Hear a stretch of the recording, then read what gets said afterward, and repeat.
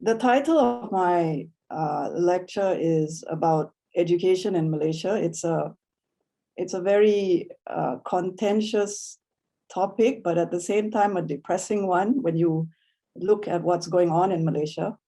And of course, part of the lecture is about politics, the politics of it all. I would also like to say this, that I'm focusing mostly on higher education. And I will oscillate between giving examples of what is taking place globally and how that is affecting Malaysia, and vice versa. Whatever is happening in Malaysia does to some extent have an impact on the global scene. Okay, next slide, please. Now, to begin with, why is this topic significant? I start by saying, and I think many here listening to me speak, higher education is in crisis. In Malaysia, it is in a crisis situation. And the crisis, according to my observation, is due to two main developments. First, we're facing obstacles to knowledge democracy. The second is political interference. Now, the political interference comes from domestic factors as well as international pressures. So let me now proceed to the next slide and explain what I mean by knowledge democracy. Essentially, knowledge democracy means, this slide actually is about academic freedom, but specifically knowledge democracy is universal access to knowledge through just means, to empower the production and dissemination of knowledge. So obviously, if you have anyone or any particular entity interfering in the production of knowledge, you take away that empowerment and it becomes an unjust development. Knowledge democracy is also to being able to acknowledge diversity of knowledge. This means diverse knowledge means if you are free to access all kinds and all sorts of knowledge, this includes knowledge that is different from yours, from what you are used to tapping. Knowledge democracy also is to enable knowledge to create a just and ethical society. A lot of the discourse that we engage in, or discussions in the media or in social media, or even within the universities, when we discuss about knowledge, very often we sidetrack, or rather we ignore the ethical aspect or the moral component of knowledge.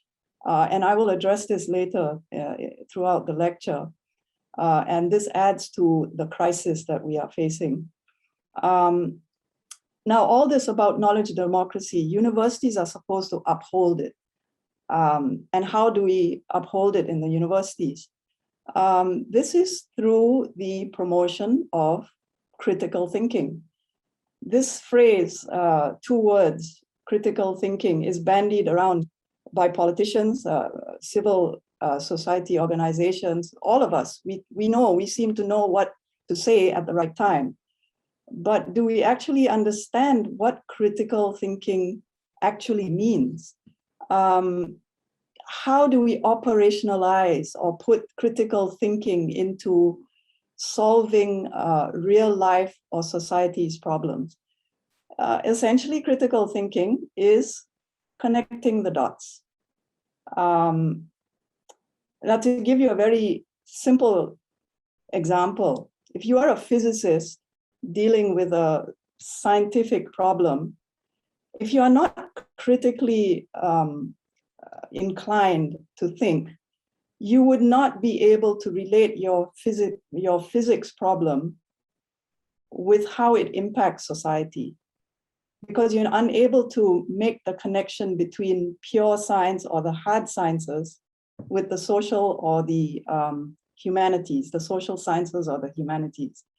Now, I find this a problem in our society because we churn out a lot of research. It tends to be specifically concentrated in your own academic field, but there is very little practical application to society. So this notion of working in silos, I will deal with later, but essentially critical thinking means flexibility in the mind, the ability to think broadly. Next slide, please.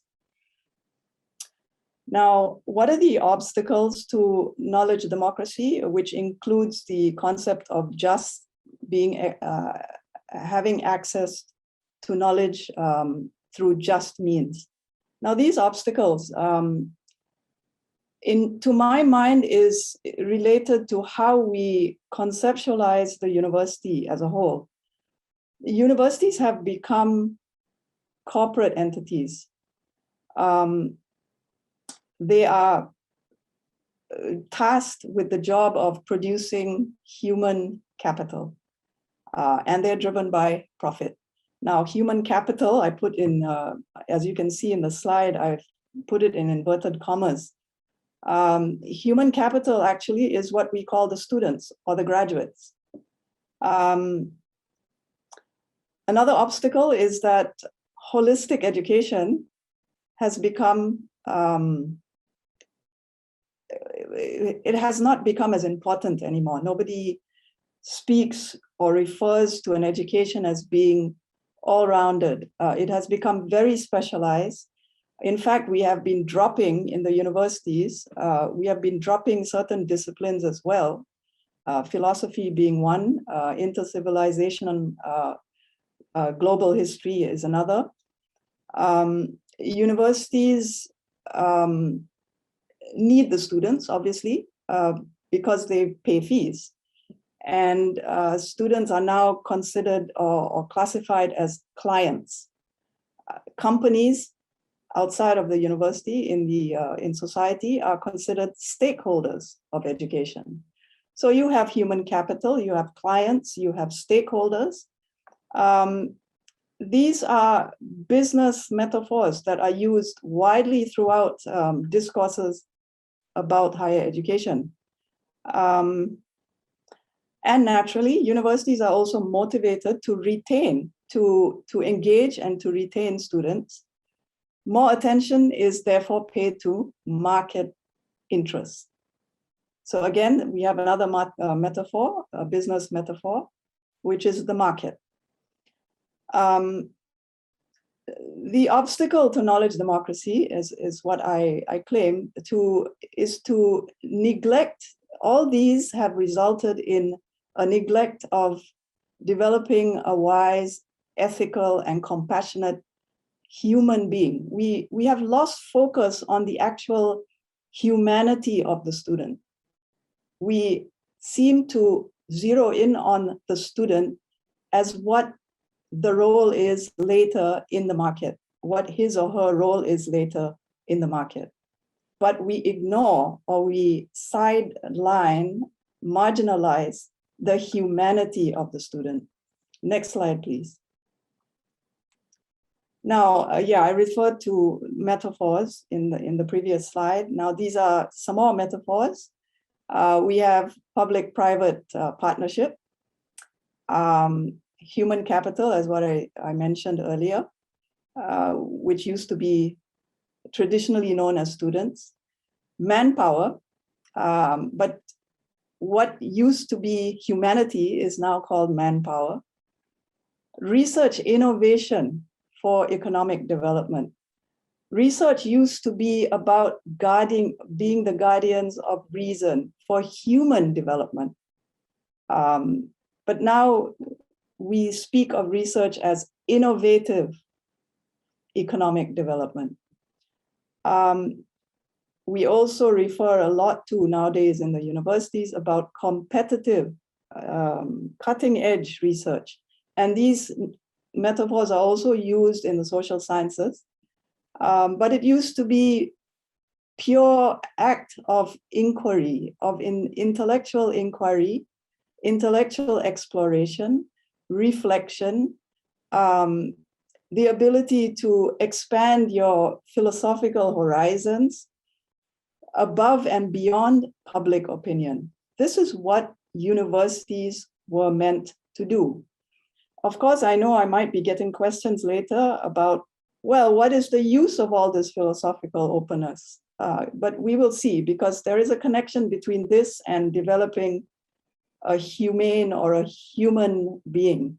And we have forgotten that. We have left that aside. Next slide, please. Now, this is all related. The business aspect or the business conceptualizing of higher education is related to funding, of course. Lately in Malaysia, and actually throughout the world, including the developed world, we have a decline in funding, and in Malaysia's case, government funding to the public universities for daily operations. Daily operations meaning academic salaries, admin staff, lab equipment, books, journals, subscriptions. There's been a drop in that funding. So research, as a result, has been streamlined to serve market needs. Again, the term, we are there to produce human capital to satisfy market needs. And of course, this means private sector, what the private sector demands. So the government-private sector university collaboration focuses on industry requirements. And they are the ones that dictate research and publication themes. So this is what is developing. So now you have a lot of courses and titles of journals that are being produced, journal articles that are being produced that combine engineering ideas with sociology. I mean, that's not wrong, but you never saw that in the past. Now, there are some downsides to that, and mainly because of the excessive obsession with this. I will discuss that a little later, but I've bolded the last 2 lines of this slide. And essentially, this is what the philosophy of our universities has adopted today. What the market demands, the university supplies. So you can see the role of the university vis-a-vis society. Instead of leading, we follow. We are not leading change, we are adapting to change. We are following what is demanded of us, of the university, of higher education. Next slide, please. Now, I mentioned in the previous slide, research universities. Now, this begs the question, do we actually need a separate research university? My opinion is it is superfluous. There is no need to single out 5 different research universities because traditionally, teaching and research must be integrated. And as I've said here, every lecturer must be a researcher and every researcher must be able to teach. There is no separation of the two. This separation or division of labor, another economic metaphor, is the capitalist concept of, as I mentioned, division of labor. It encourages this specialization in higher education, which at times is very unnecessary, and it's distracting from the it distracts from the original ethos of what an education is all about.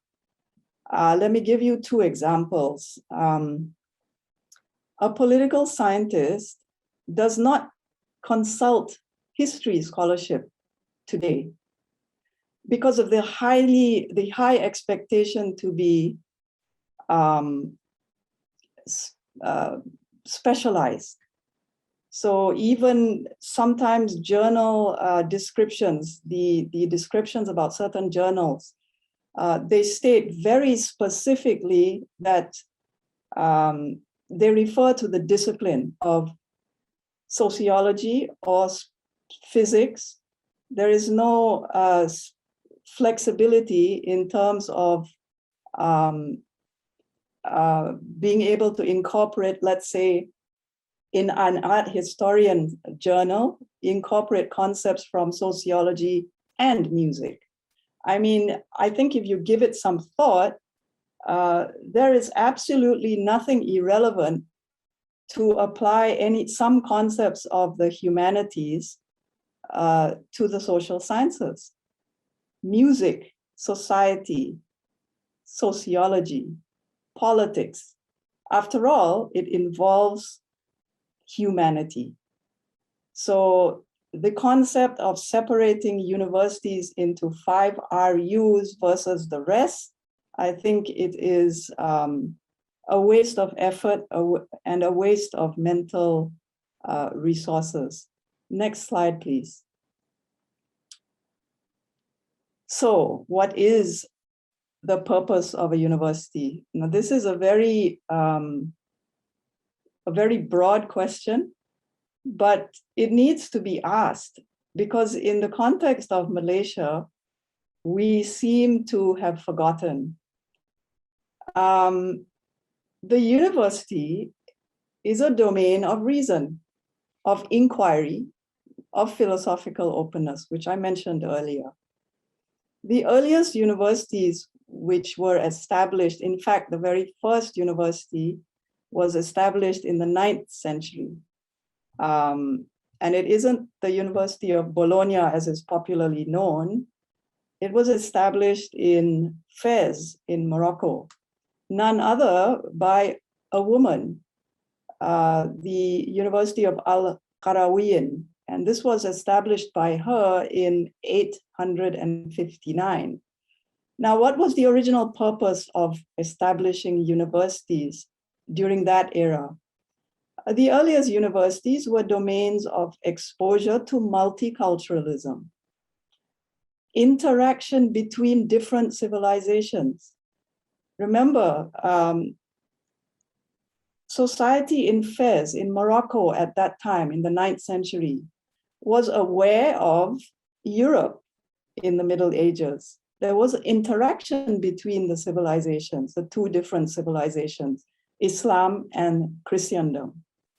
Universities sprouted up during that time because of the desire to interact, the inquisitiveness about the other.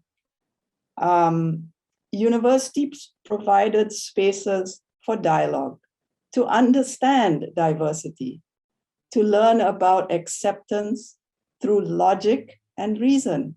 This was the primary purpose of the university, of getting an education. Today, however, it has been reconfigured to focus on social mobility, employment, wealth, to be successful. A successful university-educated person is a wealthy and employed university-educated person. But that person is not considered unsuccessful because she does not know anything about a foreign culture or a foreign religion. That is not a determination. It does not determine her success. This to me is wrong and it's a failure of education. Universities now have been reconfigured to compete for sources of funding. They need donations, government grants, contracts from the private sector. So this is what is driving the changing nature of universities. Next slide, please. Now, what this is, of course, has resulted in, well, I would say politics and the link between politics and education has always been there. And in fact, it exists not just in Malaysia, but even in the developed countries. But it is more intrusive here in Malaysia, less intrusive so in the developed countries. But nevertheless, the link does exist. Politics links with higher education naturally via policies and governance, meaning how universities are administered. Now, in a country like Malaysia, we have tight political controls, which in universities, which condition the mind of the voter. Okay, so what I'm trying to say is, politics cannot be detached from the university in the mind of our leadership, because this is the way to condition future voters. And this is extremely wrong, and it goes against what I said earlier about knowledge democracy. It's unethical. Political interference also influences what kind of knowledge we access and the depth of the knowledge we acquire. So this cherry picking knowledge produces a less holistic human being, a less humanistic human being, and a less inclusive human being. And you can see the ramifications of that today because of how polarized our society has become. And this is not a, I think this is not a result of the last 10 years or 5 years. It's been a result of 20 or 30 years of a failing education system. Next slide, please. Now, another concept which makes up the rest, much of my talk, is about the geopolitics. And in the title of my talk, I referred to international pressures. And I'm referring actually to this concept, geopolitics. For some of you who may not understand or who may not be familiar with this term, geopolitics is actually the study of the interaction between geographic location, geography, people who live in different regions of the globe, and the interaction between this and the role of national interest. So the state interest in these interactions. Now, when a state is interested in some part of the world, in a region, what is used to tap into that interest is the notion of, or an aspect of power. Now, power could be military, or it could be soft power in terms of culture, or it could be access and control of knowledge. Now, this is where geopolitics of education comes in. We can speak of a geopolitics of education because it has become a tool of engagement between countries with a characteristic of domination. This is another aspect or another notion of geopolitics. It describes geopolitics, and that is the notion of domination and or exploitation. So geopolitics of education involves an understanding of the growing division between the rich and powerful North and the developing or underdeveloped South. So the North-South divide. The North has reconceptualized the university for us in terms of all these business metaphors to uphold the neoliberal economic values in higher education.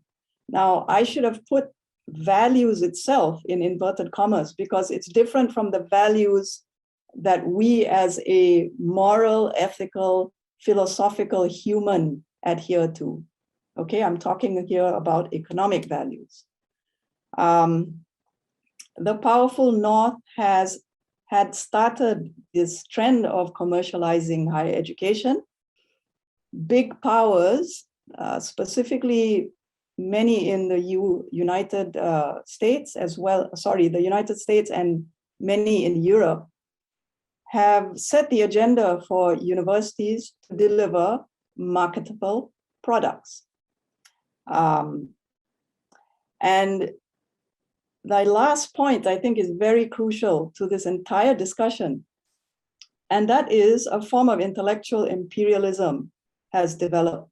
Now, next slide, please.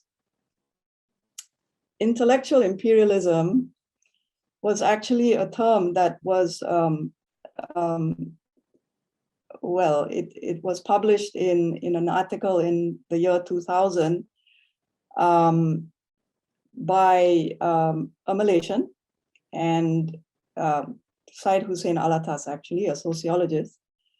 And he observed colonialism, post-colonialism, leadership.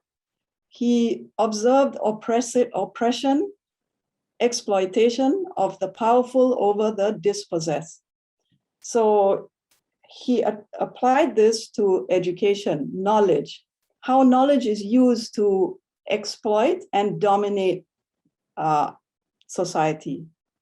Now, in terms of higher education and the university, I would say that this idea of intellectual imperialism has infiltrated our universities as well. Elements of domination and exploitation are embedded in this concept.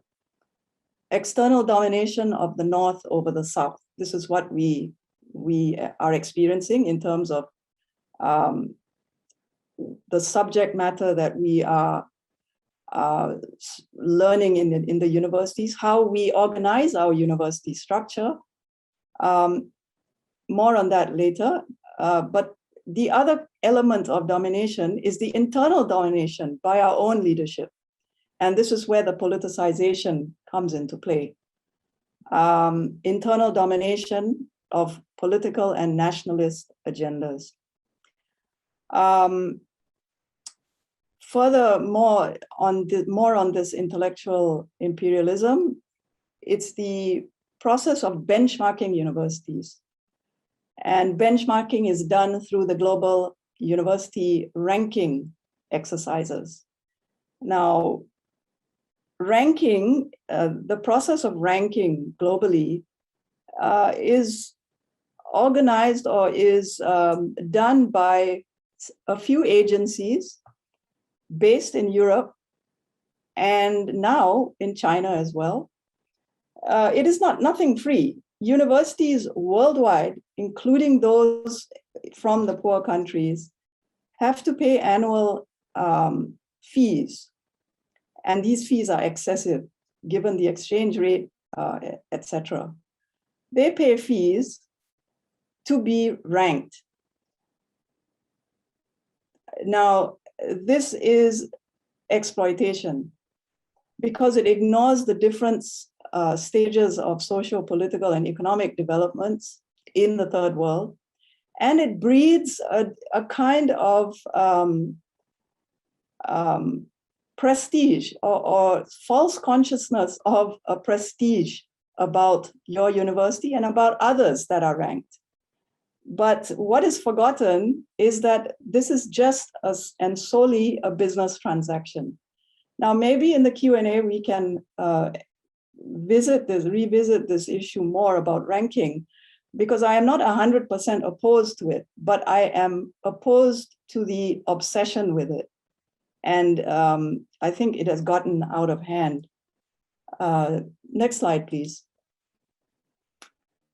Okay, more about this. There's a distorted notion of highly ranked equals better standards. I mean, there are many unranked, there may be low-ranked universities around the world, but they are not considered given any recognition, despite the presence of scholars who reside or who work in those universities. The objective in this ranking especially is to woo foreign students, to establish foreign branch campuses overseas, and again, the economic aspect, to generate foreign exchange. The outcome of ranking of intellectual, the larger discussion on intellectual imperialism, is that we have a distorted view of quality education. For example, overseas degrees are more prestigious. When we, for instance, locally, domestically, when we criticize a particular politician, we are baffled in our criticism. We have a subclause there saying, so-and-so has no brains, but the subclause is, but his or her degree is from Oxford, or his or her degree is from a US university. So we have this distorted notion of having a degree from an overseas university is prestigious. But we cannot take out the explanation of where you get your degree, or we should, in fact, remove the connection of where your degree is from with the actual nonsense that comes out of your mouth. The point is, being ranked does not necessarily mean you have better standards. Having a university degree also does not mean you have the mandate to govern us. But we can discuss more about that. The other problem which exists throughout our universities is publishing. We hold in such high esteem publishing in Western journals. It's more prestigious to publish in Western journals. Indigenous or Malaysian journals don't have a chance. We may not express this, but we think it, I'm quite sure. Many academics who may be listening now, or many of my colleagues or elsewhere, do think the same thing. Western journal, wow, must be a good article. Next slide, please. Now, when did our standards start declining? Yes, I would say it started in the 1980s and was very apparent in the 1990s. Partly because leadership has not been very clear on its priorities. There have been many ambiguous priorities, and this ambiguity is governed by political agendas. We are all very familiar with this argument. I'm not going to get into the details of that. We can discuss it later, but it has been discussed to death. What I would like to get at is, because of the political agendas, there has been a more serious transformation of our universities. And this is the relaxation on academic ethics. We have become relaxed on academic fraud, for instance. We overlook academic dishonesty. This is also accompanied by politically motivated appointments to top university administration. And this is through the mechanisms of cronyism and patronage. We seem to value quantity over quality scholarship. And what is hurting and contributing to the toxic environment in our universities is this top-down culture, a culture of bullying and the silencing of lecturers and students by senior lecturers or even lecturer administrators. So there is this culture that in the university that has evolved over the decades.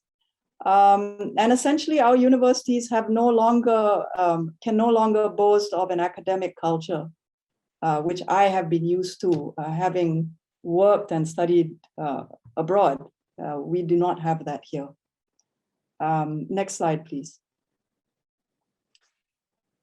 Yeah, this is, these are the two main problems facing the universities today, and that is these two acts that stifle academic freedom.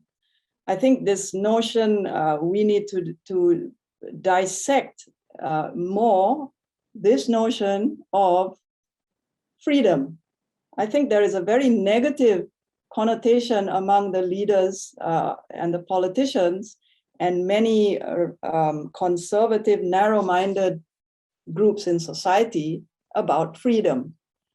Academic freedom merely means the ability to access knowledge and not to ban knowledge and treat knowledge as if it is detrimental to society.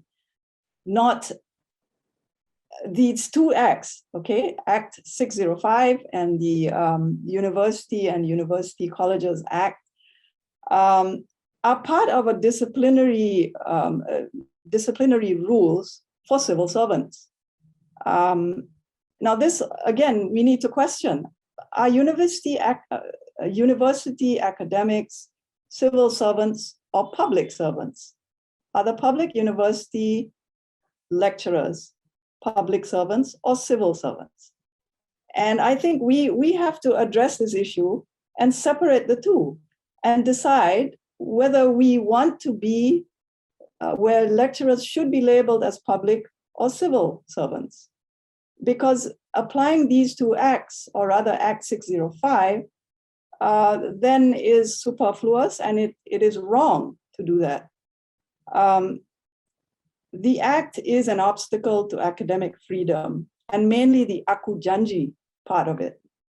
All academics, as you know, or you may not know, have to sign this form declaring that we will abide by the discipline and surcharge instructions. It is extremely repressive because it places academics in a box. It intellectually confines the academic to obey, and it is also ambiguous about what we can say or write. The other problem about these acts is that the element of trust is removed from academic exercises. Now, let me proceed to the next slide. I think I need to, yes, this is the slide that I need to address now. This has led to this culture of fear among scholars and student activists in universities. This culture of fear does not belong in a university. The increase in academic bullying, the culture of envy, of toxic competition, again, competition, it goes back to the purpose of the university and the university as suppliers of human capital. This whole frenzy of competition, and it is competition for administrative positions more so than competition of ideas, which leads me to my next point. There is a dwindling number of intellectuals that Malaysian universities have produced. Not only that, those that do exist have been marginalized. There is a marginalization of thinkers. The absence of academic culture in universities, an indifference to scholarly discourse, an indifference to debates for its own sake. I mean, this is what our universities have become, and this is what flourished in the 9th century universities. So that is the difference. And we are ironically more technologically and scientifically advanced than the 9th century. Yet there is a vast difference. Next slide, please. Problem with the Act 605 and the fact that we are considered civil servants as opposed to public servants is the is the culture, the bureaucratic culture that has set into the universities. I think we must start voicing our disgust, I would say, with the mundane practices that demoralize academics in the university. It's time for the leaders, which includes the university administration, to uphold the flexibility of the job, flexibility of the academic job. Stop the clock in, clock out system. It's nonsense. Scholarship is not confined to 4 walls of your office. Reevaluate the role of the accreditation and agencies, MQA, the MIRA ratings for course and research. I mean, we have a system whereby the syllabus is micromanaged by the department coordinators. It makes no sense to leave that to administrators. The academic themselves have to be in charge and masters of their own syllabi. Why does MQA, for instance, have to stipulate that a history syllabus cannot have books assigned on its reading required reading list to be no older than 2017? I mean, there are classics published in history, published in 1942, for instance, that I would want my students to read. But yet we have these silly rules and regulations that academics have to blindly follow. I do not understand that, and I wish we can abolish this micromanagement of academic matters. And the last point, trust the academic. The clocking in system breeds of distrust amongst us. We work. We don't decide to start working at 8 and stop at 4. Sometimes we wake up at 10 and work all the way till 2 or 3 in the next morning. So let's not micromanage and distrust us. And trust goes both ways. We're wasting a lot of energy on this instead of focusing on the problems of whether we have an ethical system or not. Next slide, please. Hi, I see. I've come to the end. Now, I know I may not have covered everything, but there must be many questions. If you would also like to email me the questions and have a conversation later via email, please do so. Thank you very much.